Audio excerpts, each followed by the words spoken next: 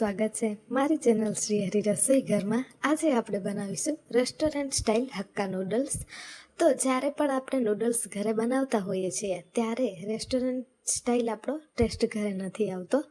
તો એકદમ છૂટા છૂટા અને રેસ્ટોરન્ટ જેવો જ સેમ ટેસ્ટ આવે તેવી પરફેક્ટ રીત સાથે આપણે આ હક્કા નૂડલ્સ બનાવી અને તૈયાર કરીશું।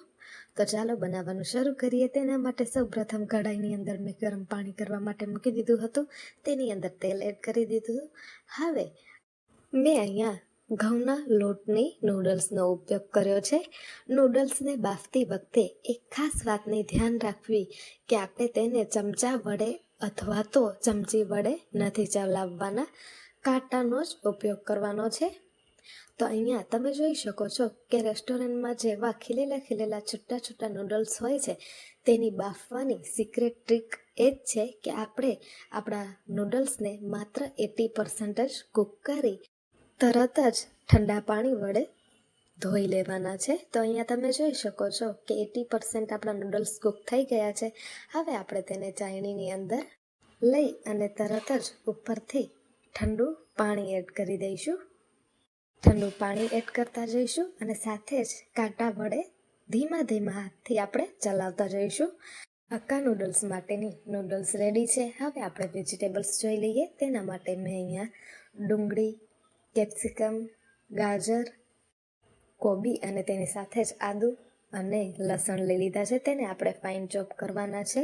તો અહીંયા હક્કા નૂડલ્સ બનાવતી વખતે એક વાતની ખાસ ધ્યાન રાખવી કે આપણે નૂડલ્સને બરાબર રીતે ઠંડા થવા દેવાના, ત્યારબાદ જ તેનો ફ્રાય કરવાના।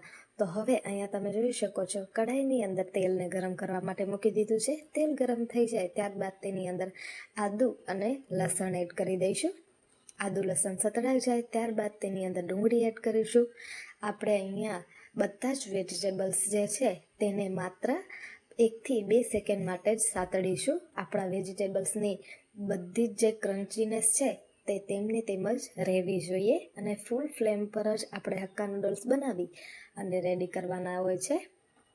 તો બધી જ વેજીટેબલ્સ એડ કરી દીધી છે। હવે આપણે બધા જ વેજીટેબલ્સને 10 થી 15 સેકન્ડ માટે મિક્સ કરી લઈશું।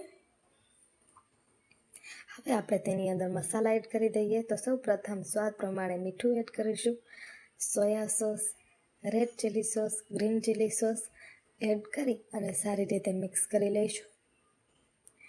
તમારે ટમેટો કેચઅપ એડ કરવો હોય તો પણ તમે કરી શકો છો। મેં અહીંયા ટમેટો કેચઅપ એડ નથી કર્યો, વિનેગર એડ કરી અને બધી જ વસ્તુને સારી રીતે મિક્સ કરી લઈશું। સોસ તમારે વધારે એડ નહીં કરવાના, નહીંતર આપણી નૂડલ્સ જે છે તે ચીપચીપી બનશે। તો અહીંયા બધા જ વેજીટેબલ્સ સારી રીતે મસાલા સાથે મિક્સ થયા છે। હવે આપણે હક્કા નૂડલ્સને પણ એડ કરી દઈએ। નૂડલ્સને મસાલા સાથે આપણે બિલકુલ હળવા હાથથી જ મિક્સ કરી અને રેડી કરી લેવાની છે। ચમચા વડે તમે એક સ્પીડથી નૂડલ્સને મિક્સ કરશો તે તૂટી પણ શકે છે। તો અહીંયા તમે જોઈ શકો છો કે કેટલી સરસ રેસ્ટોરન્ટ સ્ટાઇલ આપણી હક્કા નૂડલ્સ બની અને રેડી થઈ ગઈ છે। તો તમને મારી આ રેસ્ટોરન્ટ સ્ટાઇલ હક્કા નૂડલ્સની રેસીપી કેવી લાગી એ મને જરૂરથી જણાવજો। આજ માટે આટલું જ, ફરી મળીશું નવી રેસીપી સાથે।